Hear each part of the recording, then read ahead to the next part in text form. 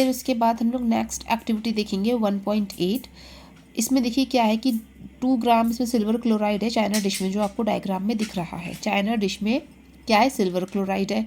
अब इसका क्या है कि सिल्वर क्लोराइड कैसा है, वाइट सिल्वर क्लोराइड है, जो कि सनलाइट में कैसा हो जाएगा, ग्रेइश कलर का हो जाएगा।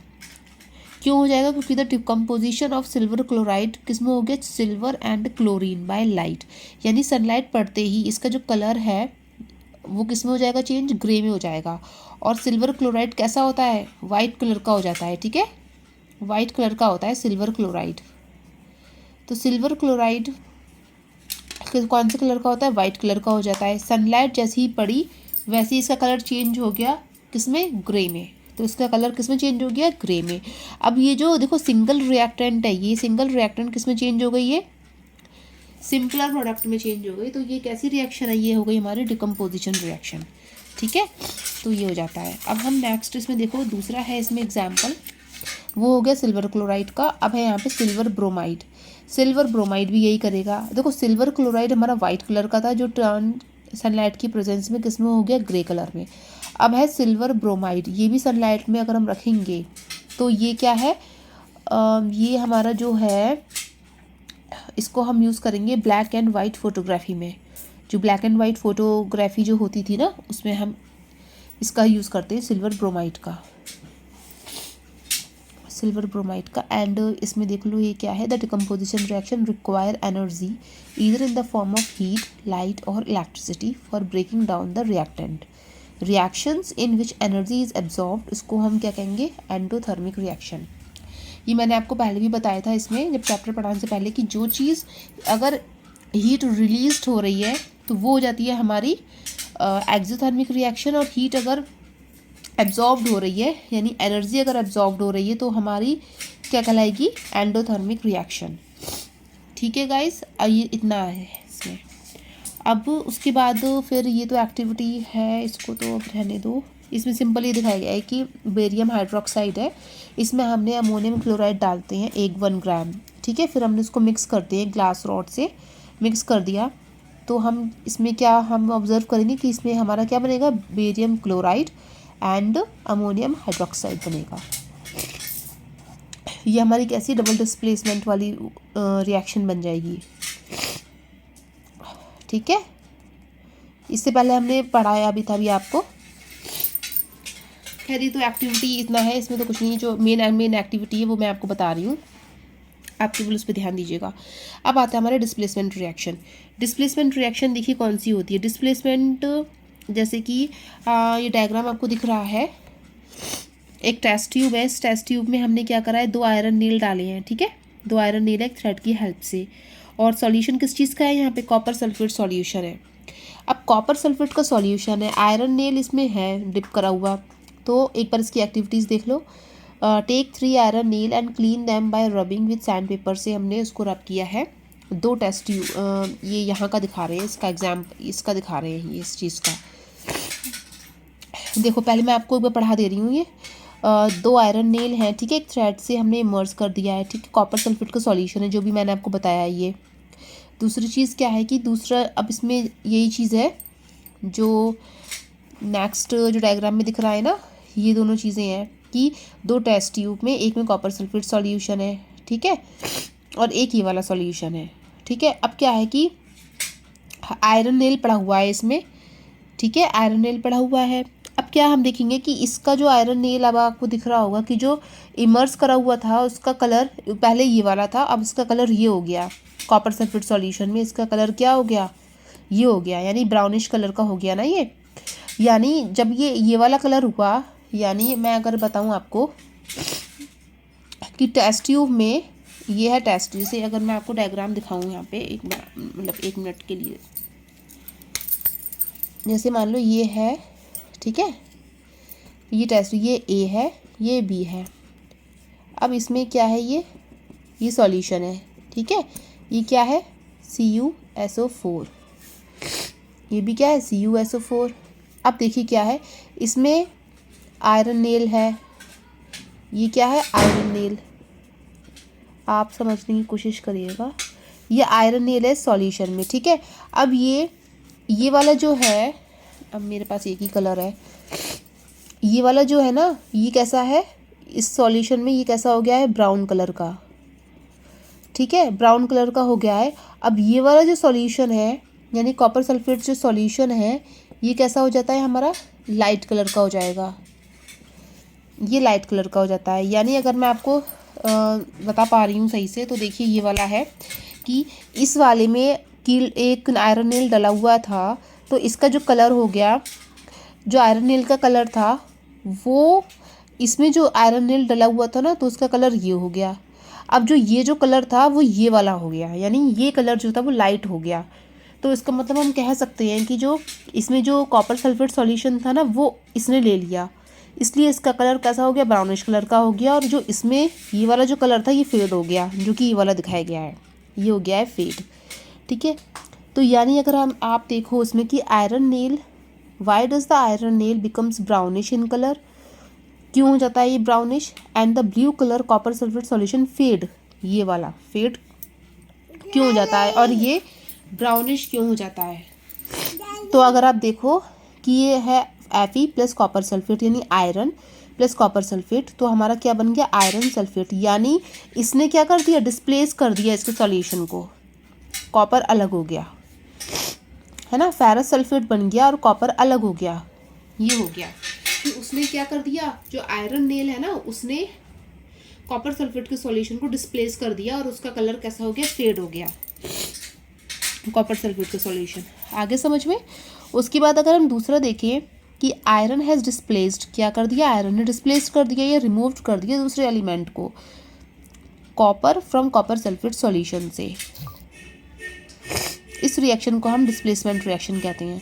ऐसी दूसरा एग्जाम्पल है डिस्प्लेसमेंट रिएक्शन का, ये वाला क्वेश्चन आ चुका है सीटेट में, ये रिएक्शन आई है सीटेट में। अब जिंक वाला है, zinc plus copper sulphate solution. अब देखो जिंक सल्फेट बन जाएगा एंड कॉपर अलग हो जाएगा, क्योंकि जिंक मोर रिएक्टिव होता है किससे, कॉपर से। नेक्स्ट है Pv प्लस CuCl2, यानी लेड प्लस कॉपर क्लोराइड। अब क्या बनेगा, लेड क्लोराइड बन जाएगा, कॉपर अलग हो जाएगा, क्योंकि जिंक और लेड दोनों ही मोर रिएक्टिव होते हैं कॉपर से। अगर आप एक्टिविटी सीरीज देखोगे ना, रिएक्टिविटी सीरीज, उसमें कैल्शियम, मैग्नीशियम, पोटेशियम, ये सारी चीज़ें जो होती हैं रिएक्टिविटी सीरीज होती है। मैं आपको दिखा दूंगी इसको भी एक बार। तो गाइस, तो ये चीज़ है, इसमें आपको समझ में आई है तो बताइएगा आप कैसा लगा आपको सेशन। नेक्स्ट हम देखेंगे डबल डिस्प्लेसमेंट रिएक्शन। एक बार हम लोग ये 10th का चैप्टर कंप्लीट कर लेंगे ना, फिर उसके बाद मैं आपको रिवाइज़ करवाऊंगी, और उसके बाद फिर मैं आपको नेक्स्ट मतलब जो 6, 7, 8, 9th तक के हैं, फिर वो आपको एक बार रिवाइज़ करा दूंगी। ठीक है, जिससे कि आपको नॉलेज और अच्छी हो जाए। वैसे भी आपको नॉलेज तो अच्छी होगी, क्योंकि पेपर अभी आया है, नेक्स्ट सीटेट का हमें जो है प्रिपेयर कर रहे हैं और अच्छे तरीके से। तो इसलिए पहले मैं आपको ना 10th का इसलिए बता रही हूँ कि आपको जो जो चीज़ मेन इंपॉर्टेंट चीज़ें हैं ना, वो आपको आराम से आ जाए, और यही इंपॉर्टेंट चीज़ें हैं, इसमें ज़्यादा कुछ नहीं है। बस आपको कलर हो गए, रिएक्टिविटी सीरीज हो गई कि कौन किससे ज़्यादा रिएक्टिव है, जैसे कि जिंक एंड लेड जो है मोर रिएक्टिव होती हैं किससे, कॉपर से। ये चीज़ें आपको पता होनी चाहिए बस। कौन सा कलर कैसे चेंज हो गया है, ये सारी चीज़ें बस होनी चाहिए पता। तो बस यही, जैसे सिल्वर क्लोराइड कैसा होता है, वाइट कलर का, सनलाइट की प्रेजेंस में कैसा हो गया, वो ग्रे कलर का। तो ये चीज़ें हैं। अब सिल्वर ब्रोमाइड किस में यूज़ करते हैं, ब्लैक एंड वाइट फोटोग्राफी में। तो ये चीज़ें हैं जो पता होनी चाहिए आपको, इसलिए मैं आपको चैप्टर वाइज करा रही हूँ, वो भी बुक से करा रही हूँ, जिससे कि आपको अच्छे से नॉलेज जो है आपकी गेन हो जाए। और अगर आपको थोड़ी सी दिक्कत हो तो आप नोट डाउन भी कर सकते हैं, ऐसी कोई बात नहीं है। वैसे तो मैं यही कोशिश कर रही हूँ कि आपको ज़रूरत ही नहीं पड़े अच्छी तरीके से, अगर आप एक बार में इसको देख लें। चलिए अब हम नेक्स्ट देखते हैं double displacement reaction. Double displacement reaction में क्या है कि जैसे कि मैंने आपको इससे पहले एक रिएक्शन बताई थी, जैसे कि वाली बताई थी ना मैंने आपको reaction, barium hydroxide plus ammonium chloride की। तो वही है इसमें, इसी तरह जैसे इसमें बना था ना, barium chloride and ammonium hydroxide. तो वही हम इसमें पढ़ेंगे, डबल डिस्प्लेसमेंट रिएक्शन। देखो जैसे इसमें लिया गया है सोडियम सल्फेट, सोडियम सल्फेट लिया गया है एक टेस्ट ट्यूब में, ठीक है। ये जो आपको टेस्ट ट्यूब दिख रही है इसमें क्या है, सोडियम सल्फेट है। पहले देखिए इसमें क्या है, test tube containing solution of barium chloride का लिया गया है, ठीक है। अब दूसरे टेस्ट ट्यूब में क्या किया है, सॉल्यूशन है सोडियम सल्फेट का। अब ये क्या कर रहे हैं कि सोडियम सल्फेट का जो सॉल्यूशन है वो किस में डाल रहे हैं, इन्होंने बेरियम क्लोराइड के सॉल्यूशन में डाल दिया। अच्छा, ये आपको जो दिख रहा है ना यहाँ पे जो डॉटेड डॉटेड दिख रहा है, ये क्या चीज़ होती है, ये होती है हमारी प्रेसिपिटेट। प्रेसिपिटेट हमेशा इनसॉल्युबल होता है वाटर में, तो जो चीज़ इनसॉल्युबल होती है उसको हम प्रेसिपिटेशन रिएक्शन कहते हैं। प्रेसिपिटेशन कहते हैं जो चीज़ इनसॉल्युबल होती है किसमें, वाटर में। तो यहाँ पे यही है कि अगर आप देखो कि अ white substance which is insoluble in water, जो आपको वाइट दिख रहा है ये इनसॉल्युबल है, प्रेसिपिटेट है, तो इसको हम प्रेसिपिटेट कहते हैं। और जो रिएक्शन बनती है इसमें वो उसको हम कहते हैं प्रेसिपिटेशन रिएक्शन। यानी अब सोडियम सल्फेट को इन्होंने किस में डाला है, बेरियम क्लोराइड में डाला है, तो हमारा क्या बन गया, barium sulphate and sodium chloride, ये बन गया। ये हो गई हमारी कैसी, डबल डिस्प्लेसमेंट रिएक्शन हो गई हमारी, ठीक है। अब इसके बाद क्या है, the white precipitate of barium sulphate is formed by the reaction of, ये तो वो ये sulphate ion and barium ion. Other product formed जो सोडियम क्लोराइड का बनेगा, जो कि क्या है, सॉल्यूशन में जो मिला है, बचा हुआ है जो। इस तरीके की रिएक्शन जिसमें एक्सचेंज ऑफ आयंस का होता है ना, उसको हम क्या कहते हैं, डबल डिस्प्लेसमेंट रिएक्शन। एक्सचेंज ही तो हुआ है उसमें, देखो आप एक्सचेंज हुआ है ना इसमें, ये चीज़ यहाँ आ गई, ये चीज़ यहाँ आ गई, तो एक्सचेंज ऑफ आयंस जो होते हैं उसको हम क्या कहते हैं, डबल डिस्प्लेसमेंट रिएक्शन कहते हैं, ठीक है। अब हम करेंगे oxidation and reduction. Oxidation reduction देखिए क्या होता है, ऑक्सीडेशन रिडक्शन का मतलब हो गया, देखो ऑक्सीडेशन रिडक्शन, पहले एक एक्टिविटी देख लो कि जैसे कि एक बर्नर है, ये क्या है, ट्राइपॉड बर्नर, इसके ऊपर चाइना डिश लगी है। चाइना डिश में क्या है, हमारा कॉपर पाउडर है। वो कॉपर पाउडर कोटेड है विद ब्लैक कॉपर। तो इसका सब्सटेंस जो है, why has this black substance formed, क्यों वाई ब्लैक सब्सटेंस, क्योंकि oxygen is added to copper and copper oxide is formed. अब यही तो चीज़ें होती हैं जो पेपर में आने वाली हैं।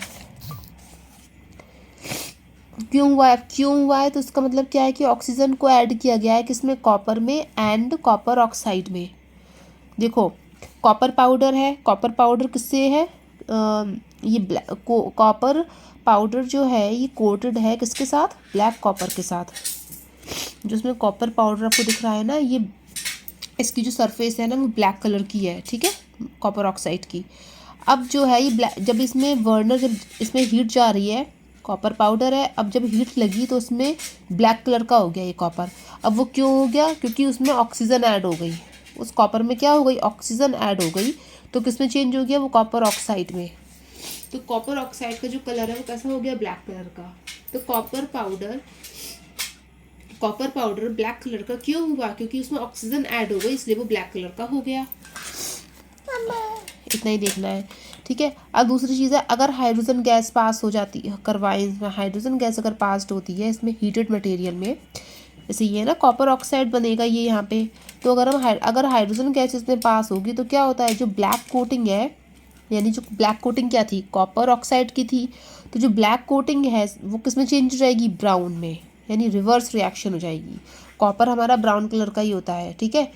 अब कॉपर ब्राउन कलर का होता है, अब वो जब वो हीट हो रहा है यहाँ पे तो कॉपर ऑक्साइड बन जाता है, कॉपर ऑक्साइड ब्लैक में चेंज हो गया, क्यों हो गया, क्योंकि उसमें ऑक्सीजन ऐड हो गई, ठीक है। अगर हम उसमें हाइड्रोजन गैस पास कराएं, है ना, हाइड्रोजन गैस पास कराएं तो किसमें वो दोबारा रिवर्स रिएक्शन हो जाएगी, यानी जो कॉपर का जो ओरिजिनल कलर होता है ना ब्राउन कलर का, वो ही आ जाएगा। अगर हाइड्रोजन गैस पास होगी तो उसमें ब्राउन कलर का कॉपर बन जाएगा, ठीक है। इसमें आपको रिएक्शन भी देख लो, रिएक्शन दिख रही होगी आपको। पहले हमने करी कॉपर प्लस ऑक्सीजन, हीट करेंगे कॉपर ऑक्साइड बन जाएगा जो कि ब्लैक कलर का होता है, ठीक है। और ये कैसा होता है, कॉपर खाली, ये होता है ब्राउन, ये होता है हमारा ब्राउन कलर का। इसमें ऑक्सीजन पास हो गई तो कॉपर ऑक्साइड बन जाता है ब्लैक कलर में। अब ये ब्लैक कलर का क्यों हुआ, क्योंकि इसमें ऑक्सीजन ऐड हो गई, ठीक है। अच्छा, अगर हाइड्रोजन गैस यहाँ पे पास करा दें इस कॉपर ऑक्साइड में तो रिवर्स रिएक्शन हो जाएगी, यानी कॉपर ही बन जाएगा, यानी ब्राउन कलर का ही बन जाएगा, ये वाटर अलग हो जाएगा।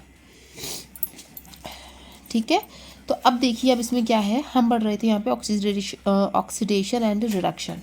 अगर कोई सब्सटेंस ऑक्सीजन को गेन करेगा इस रिएक्शन के दौरान, ऑक्सीजन को अगर गेन करता है तो उसको हम कहते हैं ऑक्सीडेशन या ऑक्सीडाइज्ड। अगर कोई सब्सटेंस ऑक्सीजन को लूज करेगा तो उसको हम कहते हैं रिडक्शन यानी रिड्यूस्ड।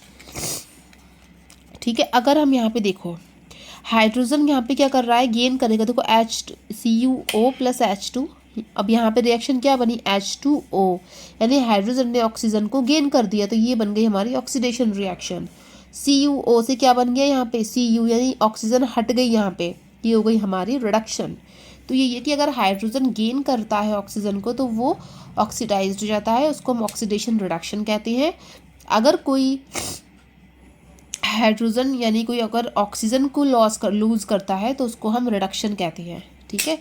और इसी तरीके की रिएक्शन को हम क्या कहते हैं, ऑक्सीडेशन एंड रिडक्शन रिएक्शन। ठीक है। जैसे कुछ अदर एग्जाम्पल आप देख लो, ZnO प्लस C। अब देखो क्या बना, जिंक बना, यानी ये क्या बन गया, यहाँ पे रिडक्शन हो गया, C के साथ क्या बन गया, O, यहाँ पे क्या हो गया, ऑक्सीडेशन हो गया। ऐसे यहाँ पे हुआ है MnCl2 और H2O, यानी ये जो H2O ना, ये यहाँ पे क्या हो गई, ऑक्सीडेशन हो गई। यहाँ पे तो खाली ऑक्सीडेशन हुई है। ठीक है, ये हो गई। और रिडक्शन तो यहाँ पे, जहाँ रिडक्शन हुआ है ऑक्सीडेशन रिडक्शन, यहाँ पे रिडक्शन हुआ है नीचे वाली में। ठीक है गाइस। अब हम नेक्स्ट देखते हैं यहाँ पे